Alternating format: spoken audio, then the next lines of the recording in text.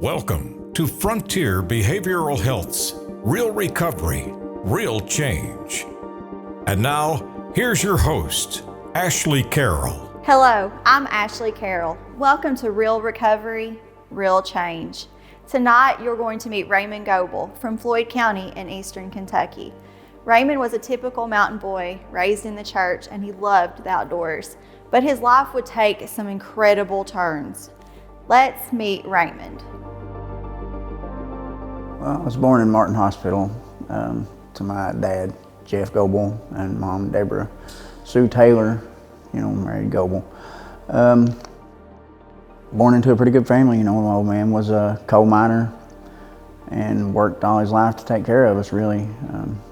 Unfortunately, he was alcoholic. He, in the early parts of my life, my childhood, he tried to get away from that. I remember when I was young, he tried to quit. And he tried to be right and tried to do right by the family, so he started joining the church. He became a deacon in the church and a preacher as well. If we was going down the road and there was a tent set up, my mom would make sure she'd pull us into it. If we went by a church and the doors was open, we was there. It didn't matter. So much so that I think I got to the point that actually when I got in my teen years and I started working, they asked me, well, you went off on Sundays to go to church? And I said, no, absolutely not. I work every Sunday, every Wednesday, every night you can. I was willing not to go to church. I didn't want to go. My mother was the backbone in the church part. Her whole family was that way, and they're still that way. And I'm thankful for that today. It was a great childhood, really. They gave me the best they could, best they knew how. My old man made sure that I was allowed to hunt anytime I wanted, and we lived up in the head of a holler in Skull Holler, on the mountainside, and there was nobody around, so I was free range with a shotgun when I was a kid. When I got a little older, he made sure I had a dirt bike, so I loved to ride. Baseball, actually, if it was outdoors, I was into it. It didn't matter what it was. Didn't want for nothing, didn't need for nothing, and I just thought that was the normal way to be. Literally couldn't ask for a better childhood. I got in trouble when I was in 6th grade for packing mouthwash to school, drinking. That was back when Listerine was still very potent. I got in trouble from my 6th grade teacher, and they said, well, at least he's one of the best smelling drunks we've had ever seen, But I didn't realize then that it was an issue, I didn't think nothing about it, because literally my whole family on my dad's side was alcoholics, and it was a normal thing for us to see. So I didn't think nothing of it, And then I was always huffing the gas of a motorcycle, My old man caught me doing that a couple of times and wore me out. I think it was more or less, I had friends doing it. And, of course you want to fit in. You want to feel like you fit in with them. And, you see your buddies do it, so you're going to do it too. And I think that was a lot of my stuff that stemmed and happened with me, And I didn't see nothing wrong with it for most of my life.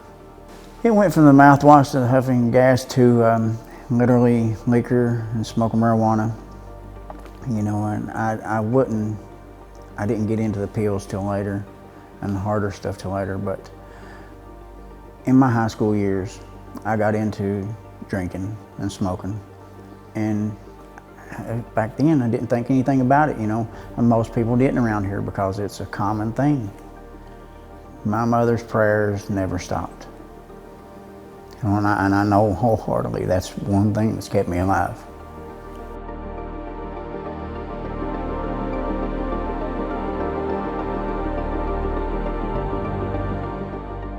I'm a mom just like you, and I have a son that's fallen into the grip of opioids. Do I see my son as a bad person, a criminal, a drug addict? No, I still see him as my son with a tough behavioral problem that can be treated. That's why I wanted you to know about Frontier Behavioral Health. They see your family the same way. They treat the behavior and send the person you always knew back to you. Call them at 606-297-1501. Real recovery, real change. Frontier Behavioral Health. Real Recovery, Real Change continues with Ashley Carroll. Welcome back. How bad would things get for Raymond? Would he get help? Would he even survive? Let's continue with Raymond's story. When I started driving around when I got my license and started driving around and had more freedom, that I could get away more, you know. And don't get me wrong, I slipped away all the time on a motorcycle and stayed going all day and all night. But, you know, back then the old man would say, you know, go outside and play, stay till dark, don't come in till the lights, you know, street lights on. And so we didn't think nothing about it. And when I got my license and started running around, started hanging out with more people in different crowds, you know, that's when it really started progressing.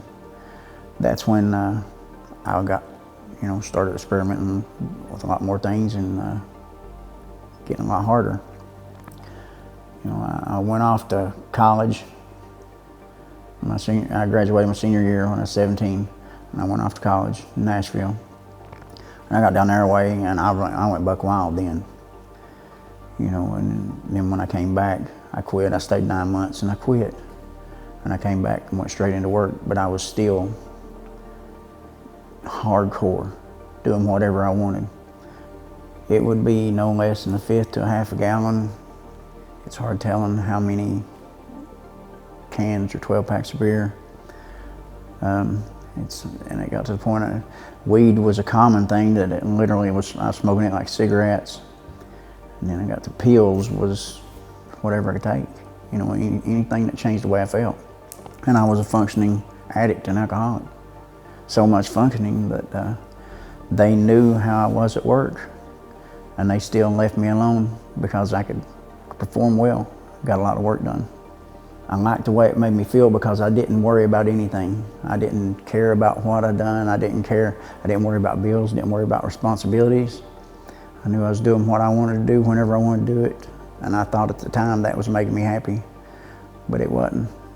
And I know it was breaking my mom's heart at the time, because she would catch me, and she actually videotaped me one night when I made it home, made it in, and didn't realize what kind of shape I was in. And she videotaped me sitting in the driveway in my vehicle. You know, and I didn't think nothing about it then. Nobody does. You don't think about the consequences of the innocent family you can hurt, or, you know, the mother or father you're taking from the kids, or the kids you're taking from the family. You don't think about those things then. I finally got to the point that no one wanted anything to do with me, not even my own family. My mom still did, bless her heart. She was the one that she'd still do it, you know, no matter what, she still wouldn't love me. But it got to the point my old man wouldn't have nothing to do with me, wouldn't even let me in the house. Didn't have nowhere to go. I stayed in a tent out behind my old man's on the bank. Around wandering from place to place. You know, you see people out here right now in this cold weather, and every time I look at them, I'm so thankful to God for bringing me out of that. But when I realized I didn't have nothing left, nobody to care, and I seen the terror, the sheer terror in my nephew's eyes, because they see me and they were scared to be around me, that's when I knew I had to do something different. I've been wandering around, nowhere to go, nowhere to stay really, for a few weeks, from place to place, couch to couch whenever I could. And I just had enough. And I went to my ex's, and at that point, I'd really had enough, and we had an altercation, and I dialed 911 on myself and sat there. You know, I got so bad that I took a handgun from my old man, and then I told him, I said, all he wanted was the gun back. And I said, I just want you to take a warrant. Please take a warrant for me. I don't care. I'd rather go spend 5 to 10 years in FCDC than to keep living this life.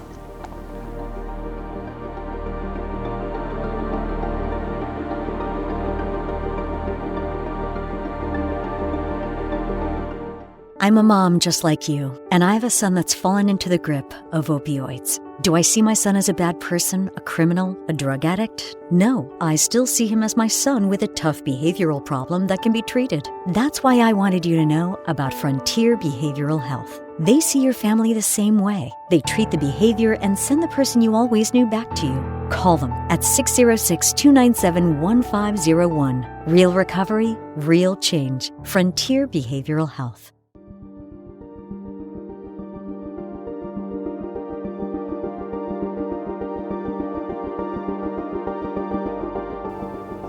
I'd been in treatment before, and it worked for a while. but I still went back and done the same thing. But this time there was something different. This time, even though I didn't believe in God, I didn't believe in a biblical God. When I was laying in jail, waiting to go to treatment, I'd actually called out to God. And I made my peace with Him. And I'd accepted the fact whatever is going to happen is going to happen. But I knew that if He delivered me from that, that I would never go back. I knew that. I knew it in my heart, so there was no doubt about it. I can remember sitting at the kitchen table, and honestly, it was only 10 days in. I can remember it plain as day. And I was sitting there, and I was working in steps. We're doing my step work. And I was sitting at the kitchen table, and the peer support was sitting over there. And of course, we had our music playing and sitting there doing our step work. And as I'm doing an assets list, it really hit me, you know, because I was thanking God for everything that was good in my life and the things that I knew I was changing and I was already going to change. The changes He had already made within 45 days of me making the decision to get help, that I knew that I was destined to be there. You know, I literally, tears rolled down my face, and I just started smiling and threw my hands back, and peer support said, "You okay? You good?" I said, "I'm more than good." I said, "I'm blessed right now, and I'm great." It's because I know the best thing I've got to offer to the world is me and my testimony to try to help others.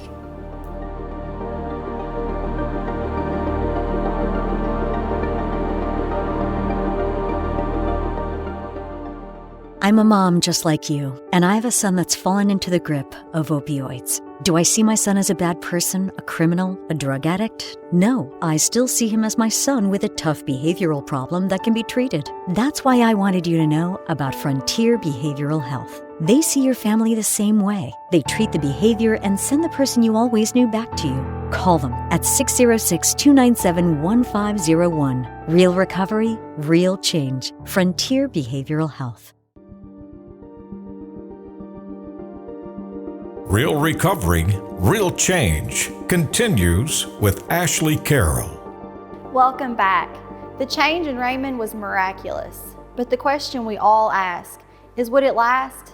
Would there be real recovery, real change? Here's where Raymond is today. The Ray today that you see today is nothing like the man that walked in those doors or called the law on himself to go to jail so he can try to start over. God blessed me with the gift of desperation.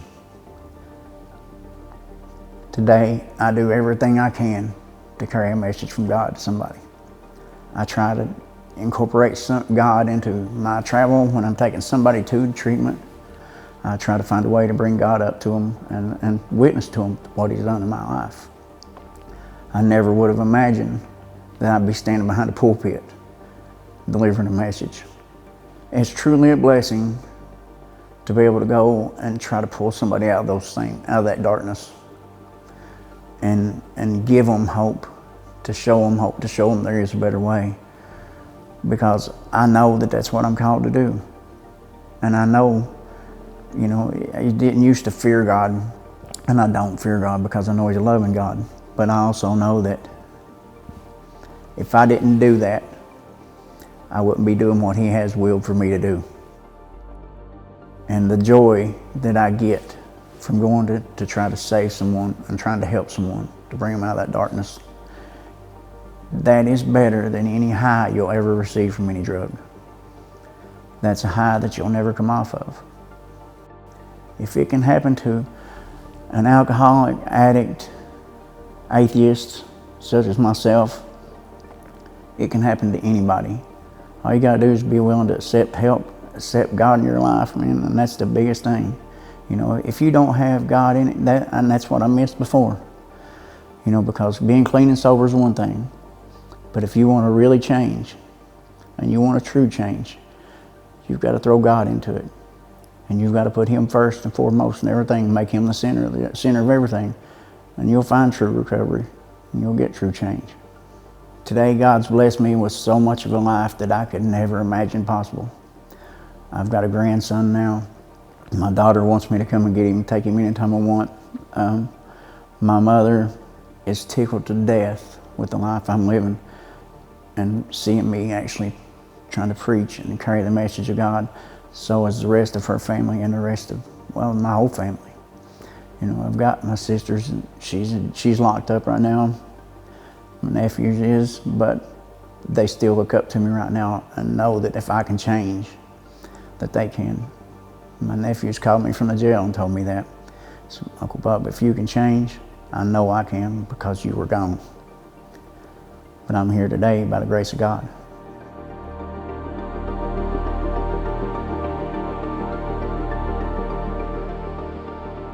Raymond's story had a dramatic turnaround, and he would even end up affecting another life.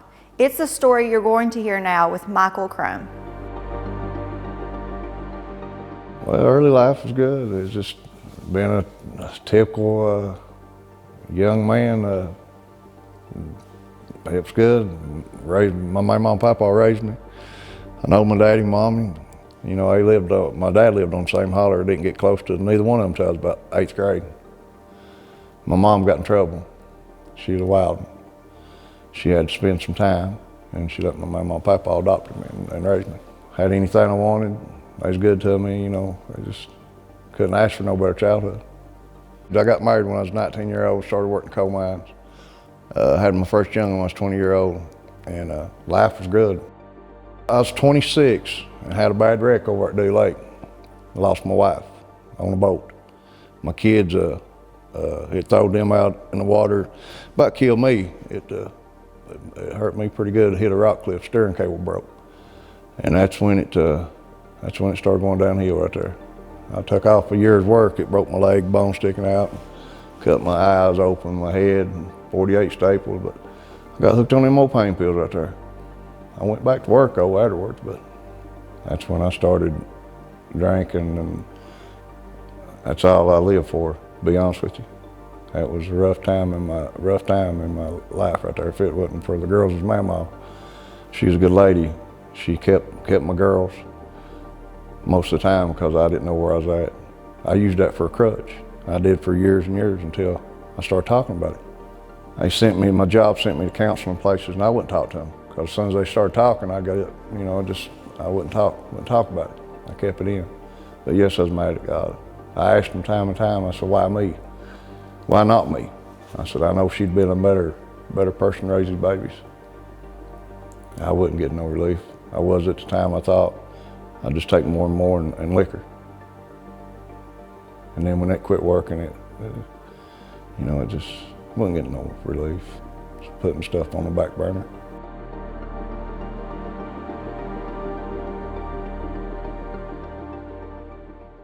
I'm a mom just like you, and I have a son that's fallen into the grip of opioids. Do I see my son as a bad person, a criminal, a drug addict? No, I still see him as my son with a tough behavioral problem that can be treated. That's why I wanted you to know about Frontier Behavioral Health. They see your family the same way. They treat the behavior and send the person you always knew back to you. Call them at 606-297-1501. Real recovery, real change. Frontier Behavioral Health.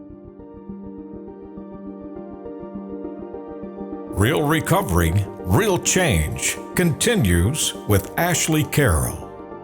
An accident and tragedy has changed Michael's life, and now painkillers have taken over.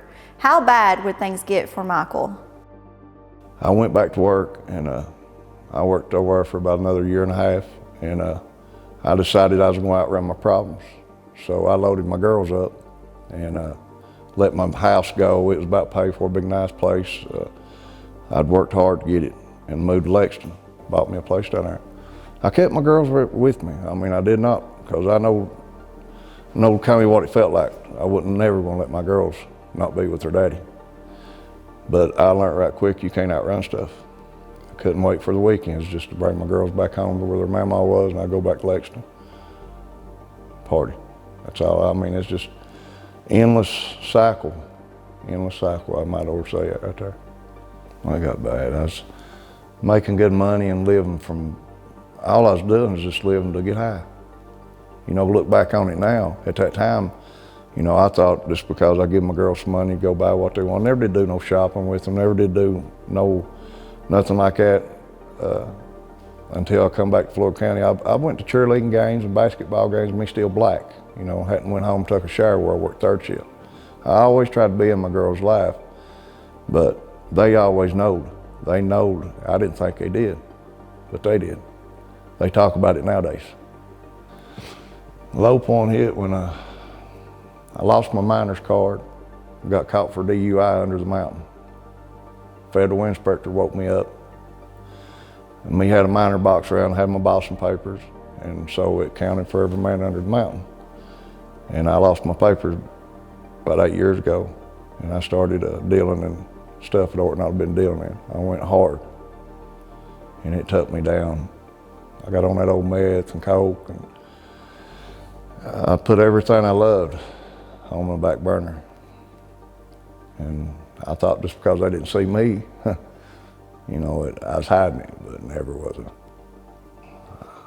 I woke up in jail time and time again. I started going to jail.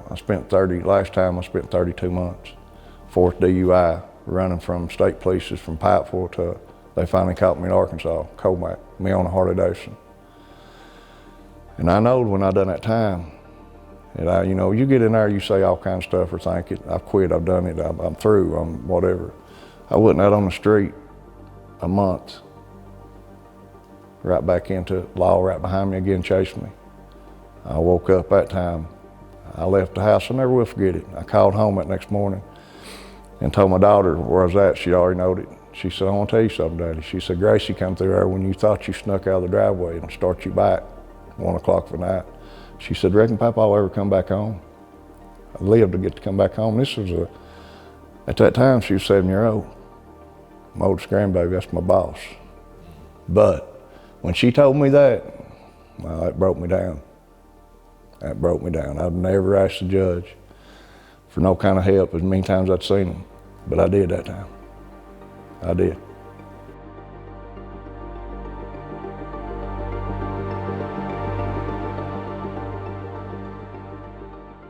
I'm a mom just like you, and I have a son that's fallen into the grip of opioids. Do I see my son as a bad person, a criminal, a drug addict? No, I still see him as my son with a tough behavioral problem that can be treated. That's why I wanted you to know about Frontier Behavioral Health. They see your family the same way. They treat the behavior and send the person you always knew back to you. Call them at 606-297-1501. Real recovery, real change. Frontier Behavioral Health. Real Recovery, Real Change continues with Ashley Carroll. Michael has made a complete turnaround and now has clear goals for the future. I'll tell you a big relief. When I knowed I was going to Frontier, because the judge told me before I left what time he was on the bench, he was talking to a man. But the fella that come and got me, I had been in a lot of mischief with him, Ray Goble, I'll mention his name. And I knowed right then it was possible. I heard some good things about Frontier. But when I walked in and seen a lot of people that I know, and they just a little bit of love goes a long way, and they showed it. And I mean, I knowed I wanted it, but I didn't know how I was going to do it, and didn't know if I was going to maintain it afterwards. But day by day, they learned me, and I accepted it, and I wanted it. I started going to church. First time I'd been to church and started burying people. You know, that's a shame to say, but I started going to church, and I don't know, just the pastor at that time, he just grabbed me, and I just related to him, and how they made you feel, and just showed you love. And I don't even remember, I remember what he's preaching on, but I remember going to that altar that night. Don't remember how I got there, but I remember getting up from there. I don't know, just like a weight off my shoulders. I know right then with his help, as long as I walked the walk with him, and God, I still do this day. I know right there with his help, I've got this, I'm gonna make it. My children, my girls, they're grown 30 and 28. And I got grandbabies that's 12 now. She calls me every morning when she goes by my house going to school. She'll text me, Papa, I'll go save somebody's life. I love you. And let me tell you something, that's a feeling that I've got in my heart. And I love helping people. like myself. I can walk in the Floyd County courthouses, and the judges that used to put me over there, look here, they do anything, call them right now, and get any kind of favor as long as it's helping somebody. And go over to that jail and walk in and come back out. And the good thing about it is why I love doing what I do, is most of the younger generation, they know me from their daddies or mommies or whatever. And they respect that because they know that it can be done, because they know what I was. I was out there, I didn't care. But now I do, I care for the right reason. And they see that all over me. They see that, I don't have to tell them. They see me every day. And I believe that speaks for itself. And I thank God every day. Every day I wake up, I thank God. God put me back in my place. He slapped me a little bit, he kept me alive. But, you know, just because you straighten up, you gotta do everything right. I can't pick and choose. I've got to do everything and I know what's right. And I know that wasn't right. But so happened, you know, by the grace of God, I'm sitting right here talking to you and pray to God it helps somebody. 10 years from now, as long as my grandbabies has got me right by, I'll be spending time and helping people. I like to get further into it, just as far into as I can, this company, just because it saved my life. I mean, I ain't a bit ashamed to say it. If it wasn't for Frontier, I would have never met Jesus, because I would have never stuck my head in a church. So I owe them, yeah, it's a miracle. And it can happen if you want it.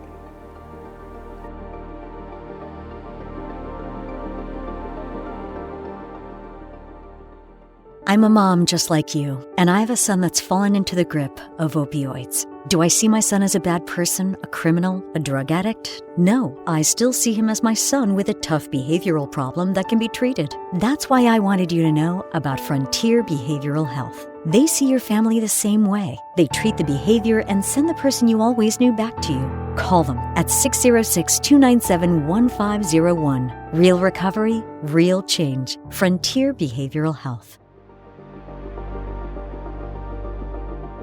Real Recovery, Real Change continues with Ashley Carroll. Tonight you have heard an incredible story of Raymond Goble, who went from being an addict and atheist to a born-again Christian and minister. His story would go on to inspire Michael Crum, who is now giving back and passing on the word that there can be real recovery, real change. I'm Ashley Carroll. Thank you for watching.